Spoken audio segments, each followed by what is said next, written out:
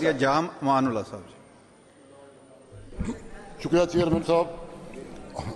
آج میرے لیے ایک سنہری موقع ہے کہ منسٹر فار لوکل گورنمنٹ صاحب بیٹھے ہیں. وہ میری 2-3 چھوٹی گزارشات ہیں.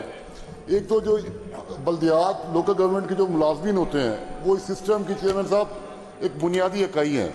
ان کا 20 سال سے سروس سٹرکچر ہی نہیں ہے ان ملازمین کا. آپ کے بلدیاتی اداروں نے ان کا سروس سٹرکچر ہی نہیں بنایا. وہ ملازمین کبھی ہائی کورٹ جاتے ہیں, کبھی ہماری اسمبلی آتے ہیں. میں نے 4 دفعہ طریق التواء کار جمع کرائی لیکن وہ انفارچونیٹ نہیں آ سکی.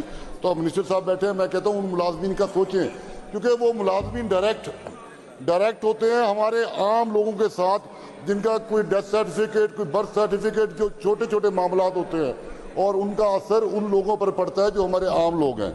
دوسری میں ریکویسٹ یہ کروں گا کہ ہمارے رحیمیہ خان میں ایک ماڈل بازار بنایا گیا. اب پنجاب لوکل گورنمنٹ ایکٹ 2019 کے مطابق یہ بلدیاتی اداروں کی ذمہ داری ہے کہ ٹریفک مینجمنٹ, پارکنگ سٹینڈ اور جو دوسری بنیادی ضرورتیں وہ لوکل گورنمنٹ پرووائڈ کرتی ہے. وہاں ایک ماڈل بازار تو بنا دیا گیا لیکن وہاں پارکنگ نہیں ہے. اچھا, وہ اس سے کیا ہوتا ہے کہ بزرگ شہری ہمارے لوگ بڑے تنگ ہوتے ہیں کہ پارکنگ ہے نہیں اور بازار کے اندر آپ گاڑی کھڑی نہیں کر سکتے, اور وہ اوپر سے وہ جرمانہ کرنے آ جاتے ہیں کہ جی آپ نے نو پارکنگ میں گاڑی لگائی ہے تو اس کے جرمانے ہوتے ہیں. اس لیے ہمارا وہاں کا دکاندار بھی تنگ ہے, عوام بھی تنگ ہے.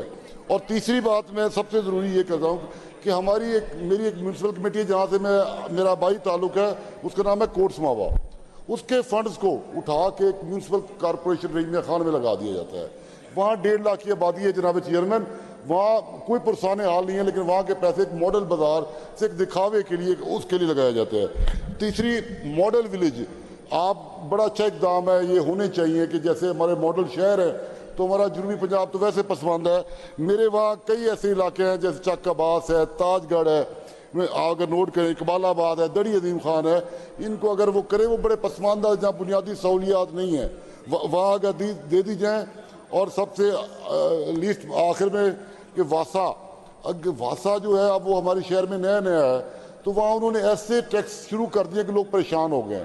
میں کم از کم اس پلیٹ فارم سے ریکویسٹ کروں گا کہ ہاسپٹلز اور سکولز کم از کم اس کو استثنا دیا جائے, کیونکہ اس کا جو ہاسپٹل اور جو سکولز پہ ٹیکس ڈلتا ہے واسا کی طرف سے وہ ڈائریکٹ وہ آنر بیئر نہیں کرتے, وہ جاتا ہے مریض اور اسٹوڈنٹس کے لیے.